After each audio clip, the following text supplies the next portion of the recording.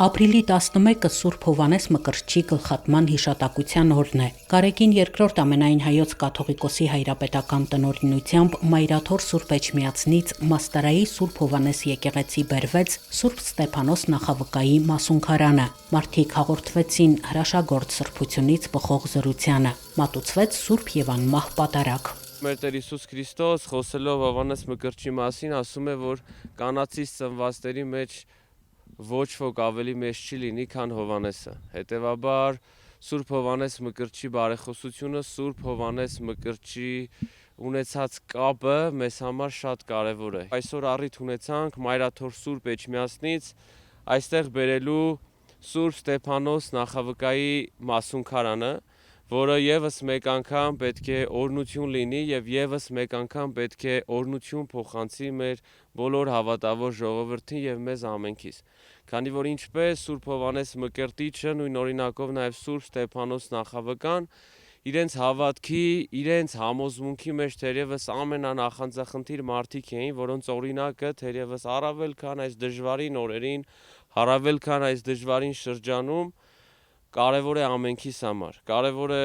կապը հաստատել եւ կապը ունենալ, ամուր պահել մեր Տեր Հիսուս Քրիստոսի հետ եւ թերևս մեր սրբերի բարեխոսությունը այդ կապի ամենաամուր եւ ամենալիարժեք լինելու հիմքն է։ Ազատես եւս ես մարդասերն Աստված։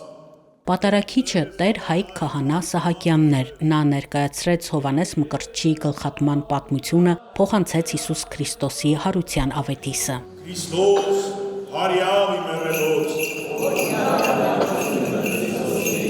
Քրիստոս հարյավ իմերելոց։ Սուրբ Հովհաննեսը մեկն էր, ով կարծես թե դարձավ կամուրջը հին եւ նոր կտակարանի, սրբակեցավ իր վարքով, ում համար կերակուր էր մորեխը, վայրի մեղրը, ով որ ասաց նաեւ, որ ես արժանի չեմ իմ Տիրոջ կոշիկի կապանքները արձակելու, բայց այն օրհնությունը ստացավ, որ այդ նույն ձեռքերով ինք կարողացավ մկրտել մեր Տեր եւ Փրկիչ Հիսուս Քրիստոսին։ Հովհաննեսը քարոզեց ապաշխարության մասին։ Երկնքի արքայությունը մոտեցել է, ապաշխարեցեք, որպեսզի փրկվեք։ Հայկական եկեղեցաշինության մեջ Սուրբ Հովհաննես եկեղեցին եզակի է իր ճարտարապետական հորինվածքով։ Գյուղի բնակիչները այստեղ մասնակցում են սրբազան արարողությունների, այցելուներին ներկայացնում են իրենց եկեղեցու պատմական նշանակությունը։ Հիմա առավելապես մտահոգված են եկեղեցու շուրջ ծավալվող վերջին շրջանի իրադարձություններով եւ հիմնականում այդ մասին են խոսում։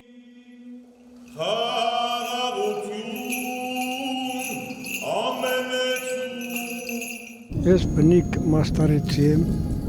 ծնվել մեծացել եմ Մաստարայում, եկեղեցու բոլոր պատարագների պարտադիր մասնակից եմ եւ մի հատ ես ցանկություն եմ ուզում հայտնեմ, այսօր գիտես ինչ, մեզի 2000 տարի բերի հաստրել է մեր եկեղեցին, մեր կրոնը, այսօր ոտնձգություններ է կատարվում, ես չեմ ընդունում, այսօր 2000 տարվա մեջ շատ կուսակցություններ եկե գնացել, բայց եկեղեցին կայուն է, ինչ ուզում անեն եկեղեցուն չկպնեն,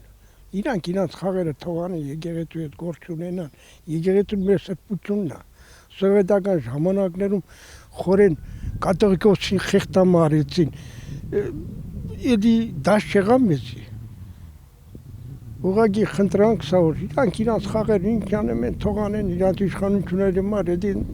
ես հեռու եմ քաղաքականություն չեմ ուզում մասնակցեմ, բայց եկեղեցուն որ կպնում են ինձ մեծ ցավ է պատճառում։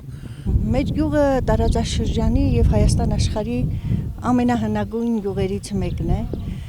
որը նաեւ իր մշակութային հոգեվոր առումով է, կարելի է ասել, եզակիներից մեկը, որովհետեւ Մաստարան ունի բազմաթիվ